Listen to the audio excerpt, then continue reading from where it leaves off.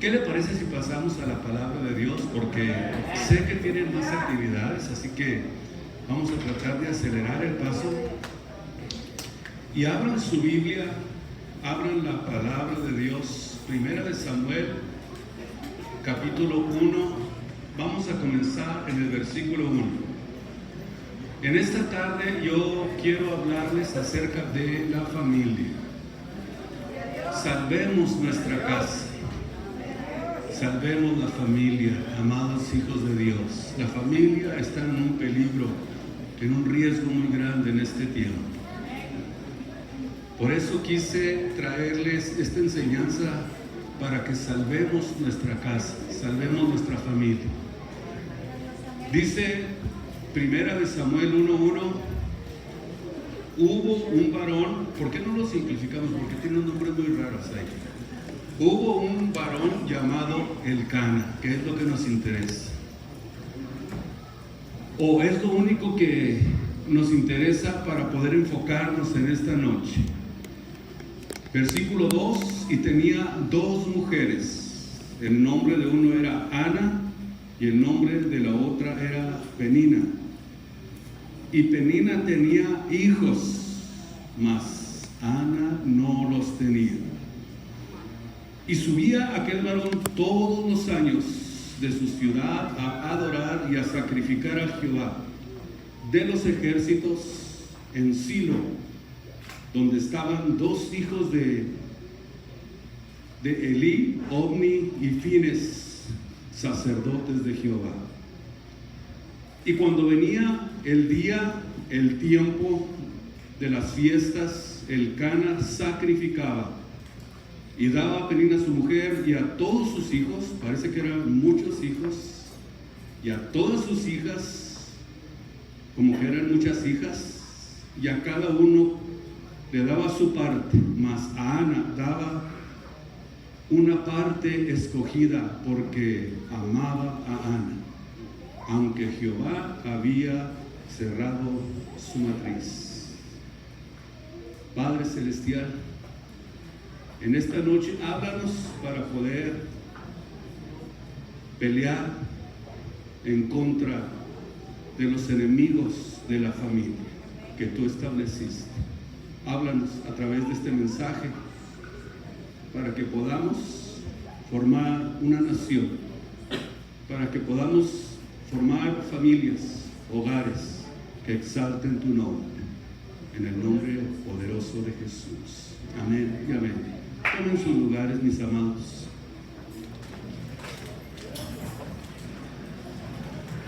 Siento que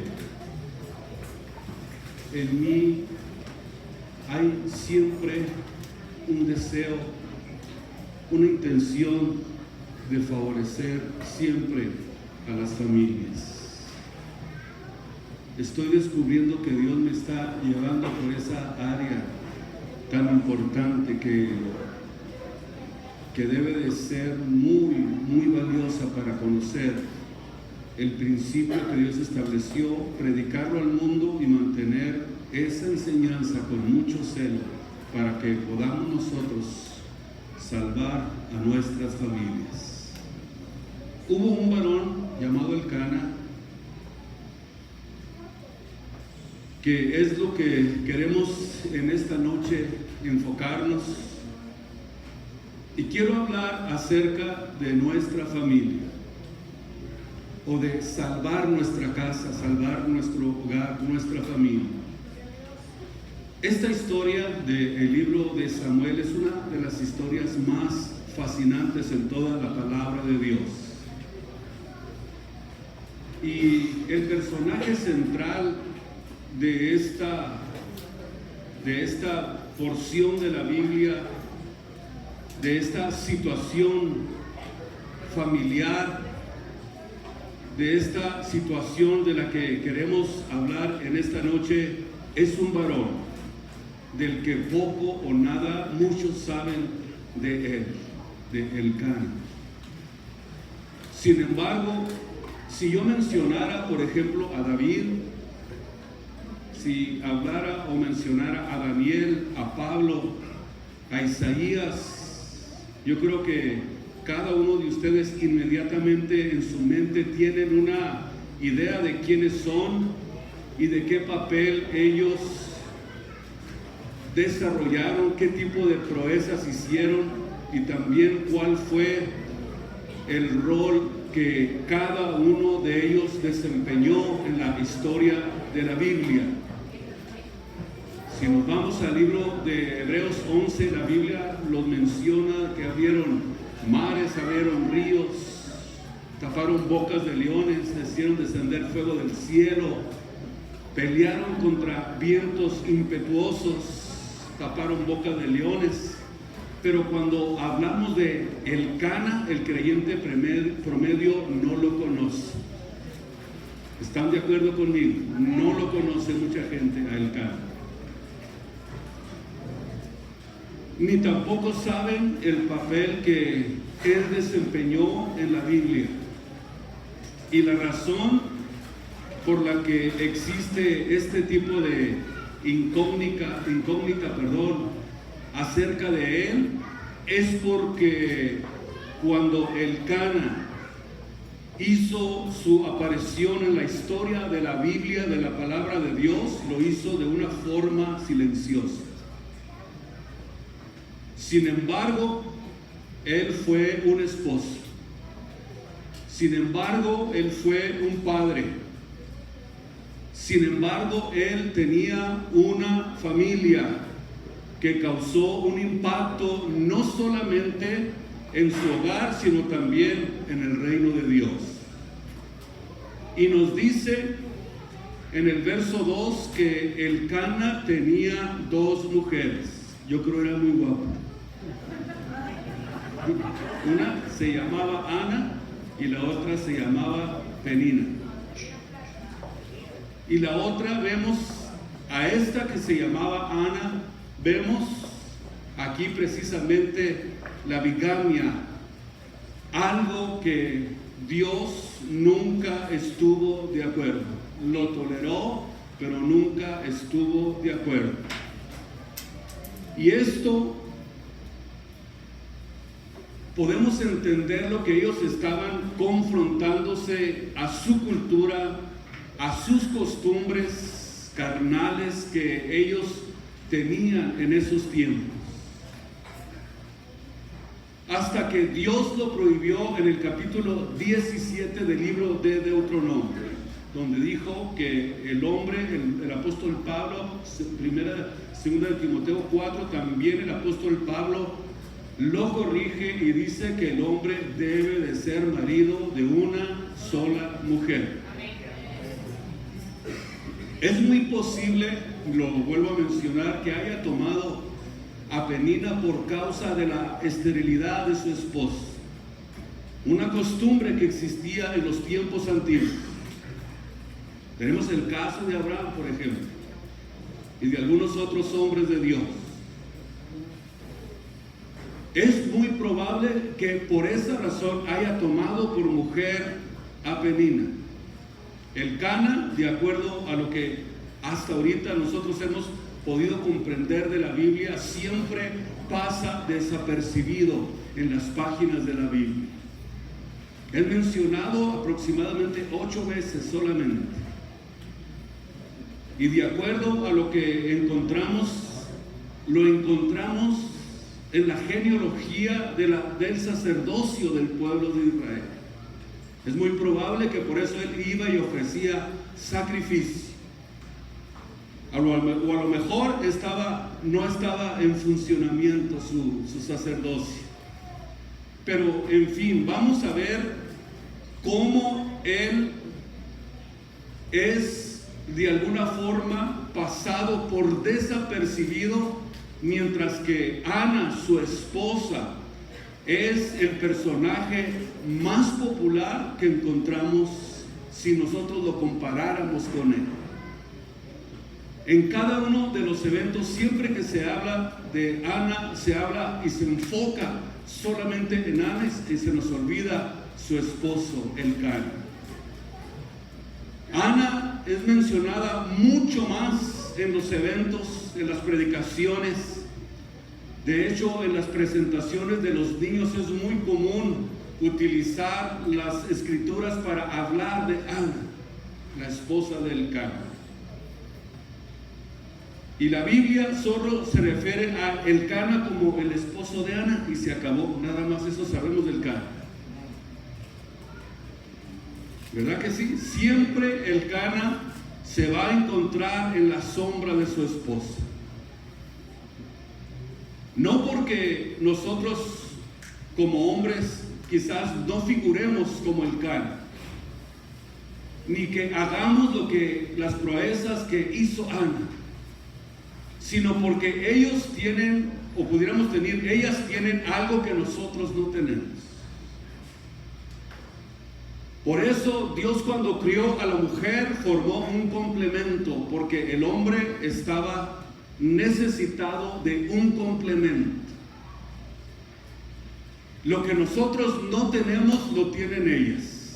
Lo que nos falta a nosotros, ella, la esposa, no lo completa. Ella es el lado de lo que nos falta a nosotros. Por eso es tan importante entender el complemento que Dios hizo cuando formó a la mujer, para que formáramos un hogar juntos, para que pudiéramos crear una familia juntos, usando cada quien la parte que le corresponde. Gloria al Señor. Es posible, no lo digo que es un hecho, pero es muy posible, para que no me malentiendan, pero es posible que su esposa, a lo mejor, o tu esposa, sea más educada que usted.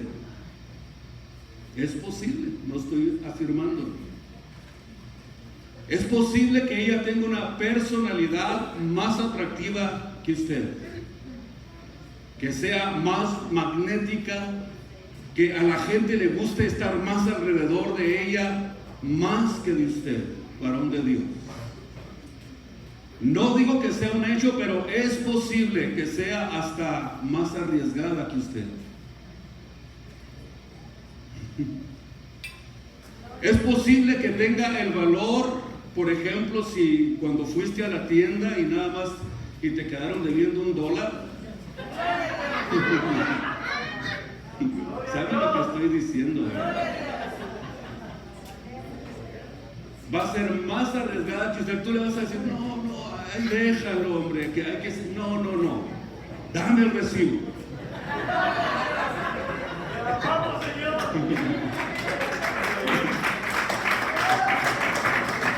Se lo arrebata y va y le dice a la cajera, mire señorita, a mi esposa le faltó $1 en su recibo, aquí está la prueba. Dame el recibo es la respuesta a decir, no es por el dinero. Fíjese bien lo que le estoy diciendo. No es por el dinero, sino porque ella piensa que eso es lo correcto. Y el esposo, el león, se queda como un gatito indefenso en el carro, esperando a que regrese. No me van a querer ya los hermanos esta noche. ¿Qué estoy diciendo? Estamos hablando de un complemento, no se les olvide. Como por ejemplo, cuando le dice, el maestro quiere hablar con los niños. Quiero que tú vayas tú porque eres el padre de familia. No, mejor ve tú, hablas mejor que yo. Te expresas mejor que yo. Es posible, no lo puedo asegurar, pero es posible que hasta gane más que tú.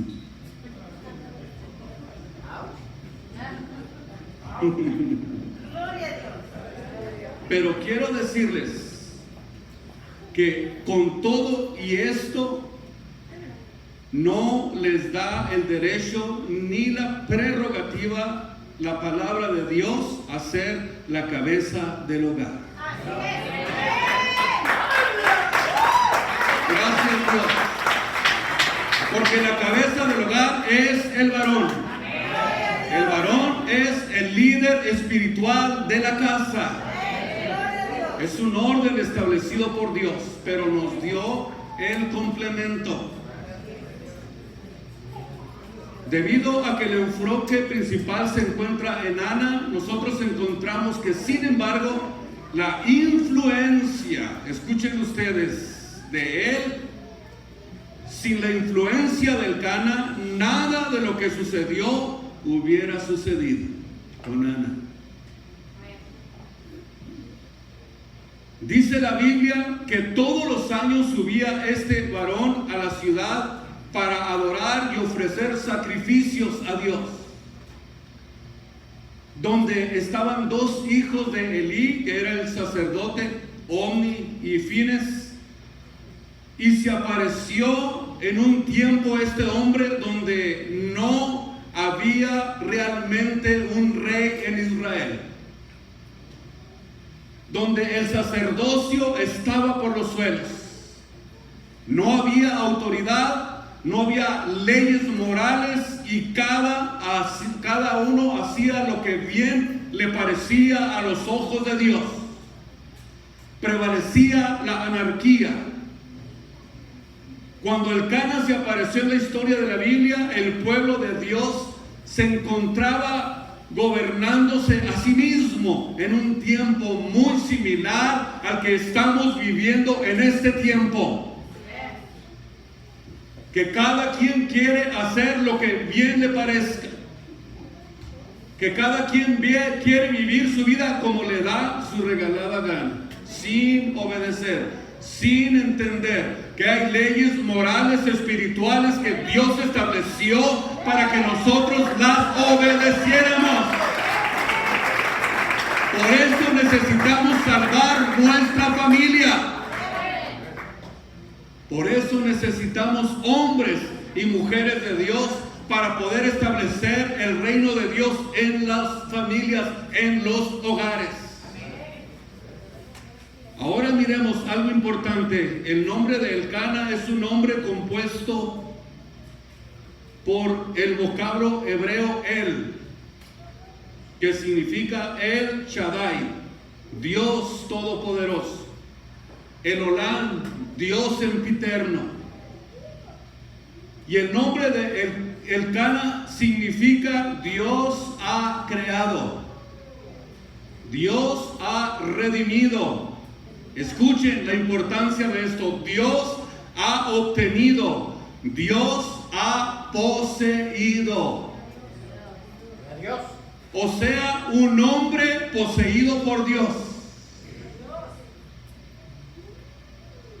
Se apareció en un tiempo en que una sociedad donde había un rey que no tenía autoridad moral sobre la iglesia, sobre el pueblo de Israel, en un mundo que se hallaba en caos espiritual y moral. La maldad no conocía límites.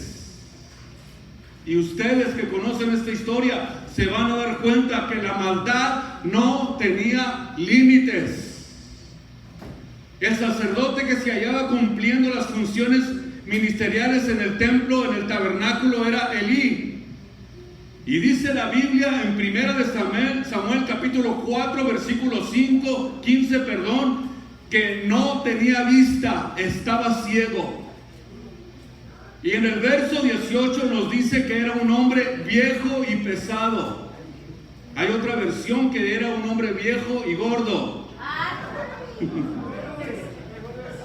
Nosotros no estamos gordos, estamos sanos.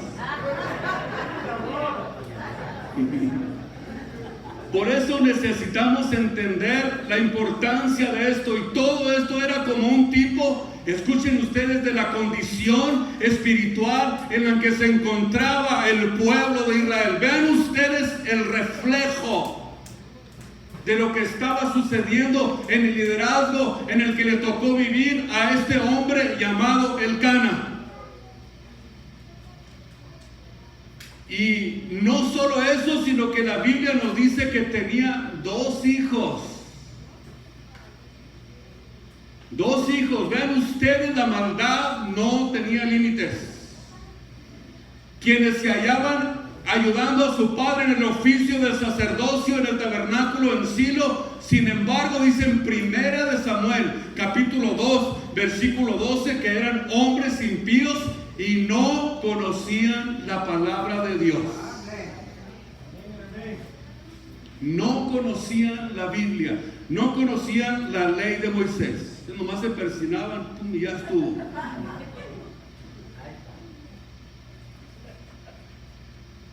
Gloria a Dios. No tenían conocimiento de Dios.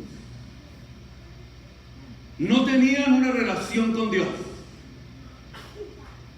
No conocían a Dios. Eran ministros, pero no tenían ninguna relación íntima, orgánica, profunda con el Dios de los cielos, con el Rey de reyes y Señor de señores. Y es ahí precisamente donde viene la decadencia espiritual. Si te apartas de la relación con nuestro Señor Jesucristo, tu vida va a comenzar a estar en crisis. Porque, escúchame bien, si te apartas de Dios, te apartas de las bendiciones de Dios. Todo está basado en la relación que estamos desarrollando con nuestro Señor y Salvador Jesucristo, que en lugar de mortificarnos, en lugar de cansarnos, cada día nos apasionamos más por la presencia de Dios, que eso es lo que quiere Dios, que cada uno de nosotros aprendamos a desarrollar en nuestra vida diaria. Tenemos que buscar continuamente el rostro de nuestro Dios para poder estar fuertes, para poder enfrentar al mundo, para poder establecer la familia que Dios quiere que establezcamos. Bendito el Señor.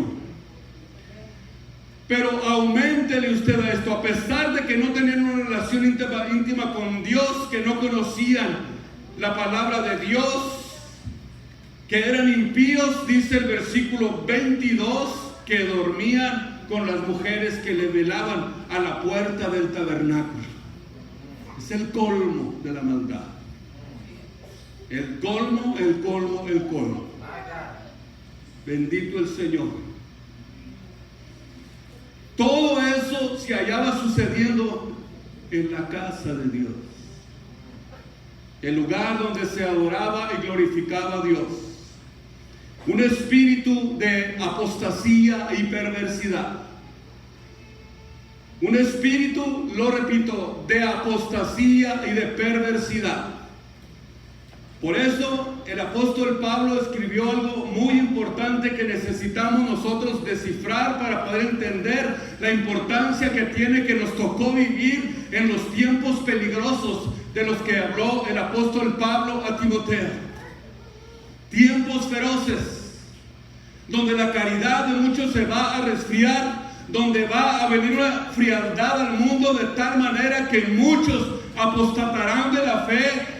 Óigame bien, hablando doctrinas de demonios, haciendo cosas nefandas, donde supuestamente se tiene que estar predicando la palabra de Dios. Se está ridiculizando el evangelio de Cristo por causa de esta apostasía, que en ese tiempo es precisamente en el que le tocó al Cana, como nos tocó también a nosotros, el tiempo más difícil de la era del cristianismo.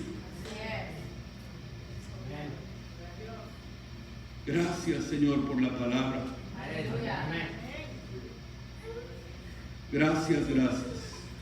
Por eso dice el apóstol: entre tanto, si oyereis hoy su voz, no endurezcáis vuestros corazones. De la misma forma que lo provocaron en el desierto. Porque algunos que habían salido con Moisés, habiendo oído, provocaron a Dios, habiendo escuchado la palabra de Dios, habiendo entendido el plan de Dios, habiendo entendido lo que Dios quería de ellos, sin embargo, se apartaron, se endurecieron, apostataron de la fe. Con los cuales dice, Dios estuvo enojado 40 años. No fue con los que pecaron, cuyos cuerpos cayeron en el desierto, y a quienes juró que no entrarían en su reposo. No hay paz para los malos, no hay descanso para los impíos, Por eso nosotros tenemos que apegarnos a la Biblia, a la palabra de Dios. Y si hoy oyes la voz de Dios, no endurezcas tu corazón. Es la oportunidad de hacer el cambio en tu vida. Es la oportunidad de cambiar el rumbo de tu vida para establecer lo que Dios instituyó desde el principio. Los israelitas provocaron a Dios, pecaron contra Dios, desobedecieron a Dios, fueron incrédulos. Y la conclusión de lo que sucedió lo menciona el salmista en el Salmo 95, 7 y 8. Que obviamente los israelitas que murieron en el desierto fueron víctimas de su propia incredulidad. Por no haberle creído a Dios. Por haberle rechazado. Por no haber creído en las promesas. Por no haberse apercibido. Y eso es precisamente lo que Dios quiere de cada uno de nosotros, que nos apercibamos, que nos preparemos, que estemos listos para poder continuar con el legado de la Biblia, de la palabra de Dios. Nuestros hijos tienen que seguir predicando el Evangelio. Bendito su nombre. Y fue en ese tiempo en que se aparece un hombre poseído por Dios. Poseído por Dios, con autoridad espiritual en su vida. Y por si esto no fuera suficiente, Elcana tenía 2 mujeres. Y por la tentación de que hubieron 2 mujeres, una estéril, Ana, la otra tenía varios hijos e hijas, Penina, comenzaron las situaciones tremendas, comenzaron los pleitos dentro del hogar, dentro de la familia. Y ese es el punto donde quiero que cada uno de ustedes y yo lleguemos en esta noche. Y nace en una familia disfuncional, donde había poligamia, donde había fornicación, donde había hipocresía religiosa y donde había amargura. Porque dice la Biblia que Ana vivía amargada porque Penina la reprimía, se burlaba de ella, la humillaba por ser estéril, mientras que Penina era una mujer muy fértil. Con un solo piropo y una mirada de su esposo y ya estaba embarazada.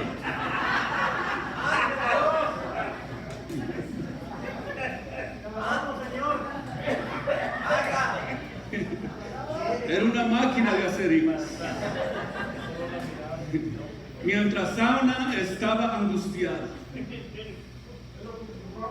estaba afligida, no comía, se miraba raquítica, se miraba enferma, se miraba descontenta, estaba llena de amargura.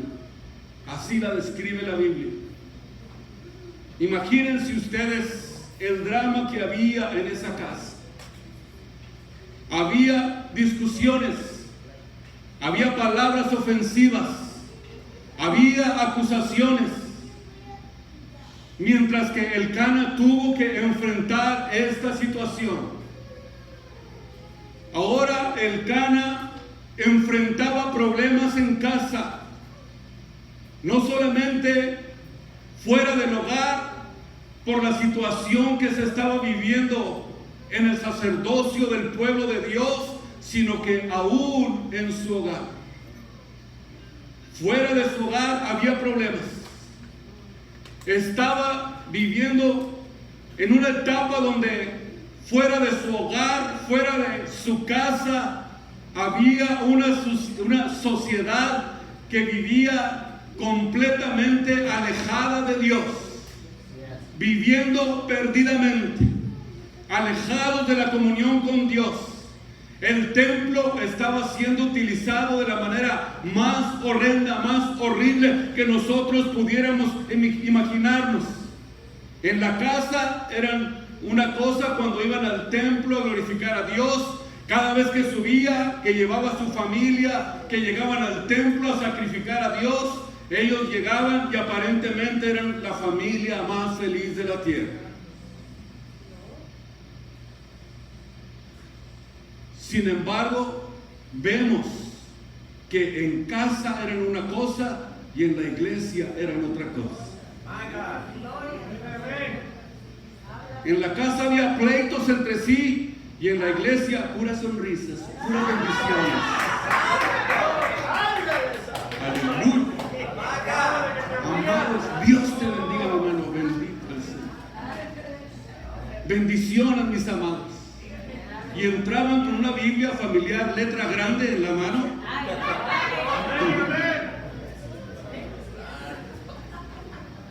Cada año lo hacían. Cuidado con el drama familiar. Cuidado con la hipocresía. Lo único que Dios necesita es un corazón dispuesto para hacer el cambio. Bendito Señor. Gloria al Señor. Pero había un hombre que decía: no importa cómo se sientan o cuántas riñas tengamos en casa, un hombre poseído por Dios tiene como prioridad para su vida y para su familia ir a la casa de Dios, adorar al Rey de Reyes y Señor de Señores. Pero papi, ya no queremos ir a la iglesia. No, aquí en mi casa se alaba y se glorifica al Rey de Reyes y Señor de Señores. Bendito su nombre en esta tarde preciosa. Gracias, gracias Dios. Necesitamos entender que se requiere de un hombre poseído por Dios para poder salvar su casa, para poder salvar a su familia. Bendito su nombre. Para poder tener ese nivel de expectativa como el que tenía Josué: mi casa y yo serviremos al Señor. Salvemos nuestra familia. Una familia consagrada es el centro de las bendiciones más grandes que Dios puede derramar aquí sobre la tierra. ¿Escucharon bien? Una familia consagrada al servicio de Dios es el centro de las bendiciones más grandes que se pueden recibir en esta tierra, en este lugar donde nosotros nos encontramos. Es más, esas bendiciones que Dios da en los hogares, ni en la iglesia las encuentras. Me atrevo a decirlo en esta noche. Porque es el centro donde Dios quiere bendecir. En la familia. ¿Para qué construyó el arca Noé? Dígame bien rápido. Para salvar a su casa. Hebreos 11:7. Fíjense bien, para salvar a su familia, para salvar su casa, para salvar su hogar, para que ellos fueran salvos. Eso significa que el centro de las bendiciones de Dios, las bendiciones más grandes que Dios puede darle a la iglesia, las va a dar en cada uno de sus hogares, en cada una de sus casas, en cada uno de sus hijos, en cada uno de sus descendientes. Ahí está la bendición de Dios. Ahí sea la gloria en esta tarde preciosa. Gracias Dios, gracias Dios. Vamos a salvar la casa. Necesitamos hombres poseídos por Dios. Y que nuestros hijos observen, que nuestros hijos miren cómo amamos, cómo respetamos a nuestra esposa, cómo nos conducimos, cómo nos dirigimos en el hogar, en todo lo que hacemos. No estamos jugando, no estamos perdiendo el tiempo, sino redimiendo el tiempo, porque los días son malos. Bendito Señor. La promesa es, escuchen ustedes, serás salvo tú y quién. Tu casa. Tu casa. Vas a ser salvo tú y tu casa. Es el enfoque de las bendiciones que Dios quiere dar a esta tierra, nuestra casa.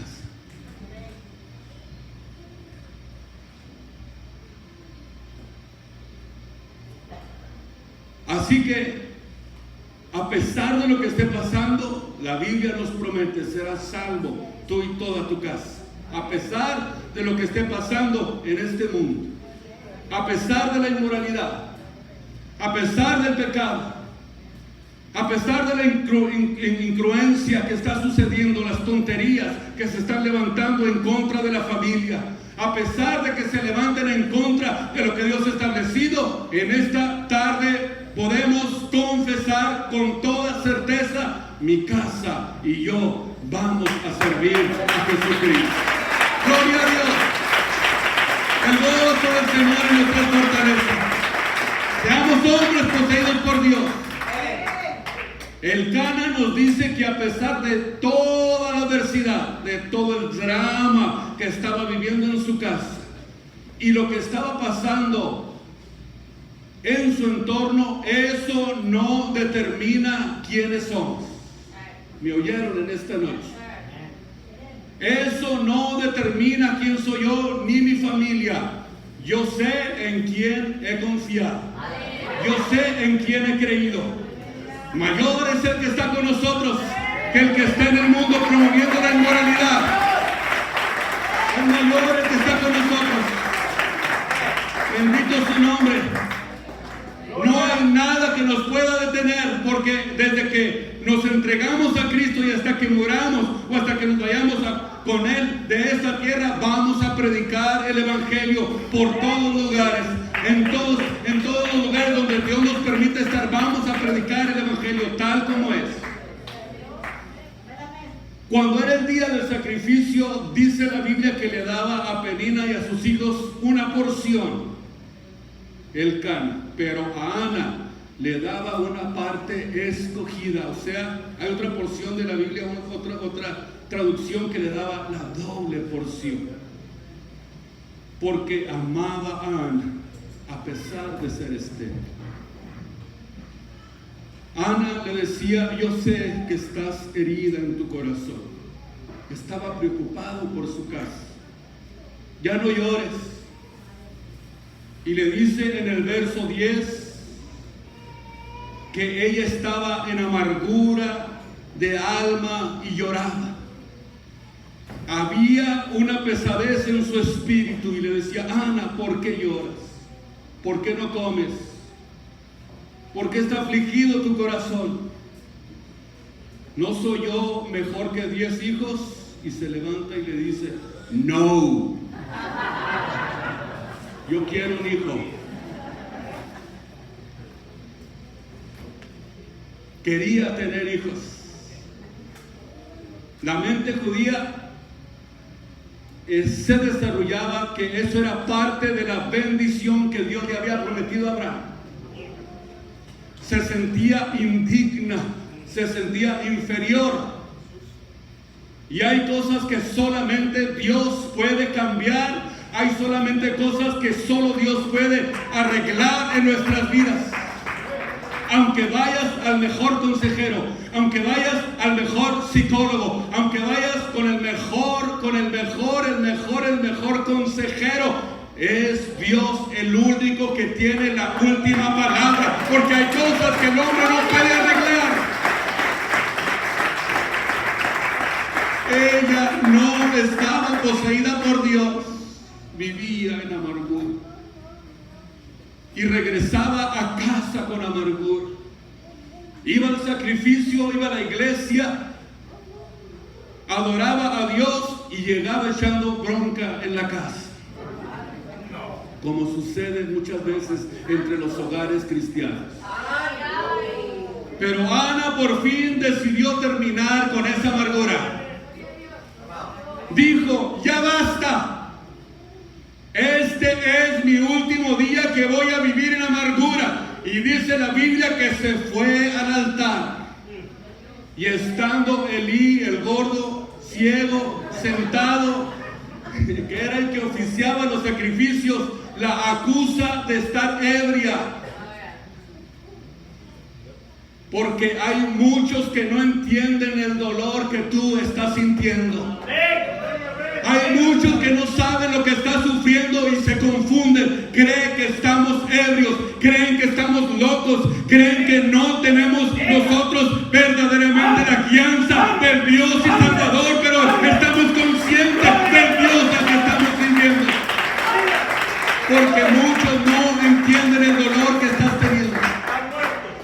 Elí no entendía el dolor que tenía Ana. Estaba ciego, estaba gordo, pero estaba viéndole los labios a Ana. Pero lo que sí tenía era muy buenas orejas. Las metía donde sea para escuchar lo que estaba haciendo Ana.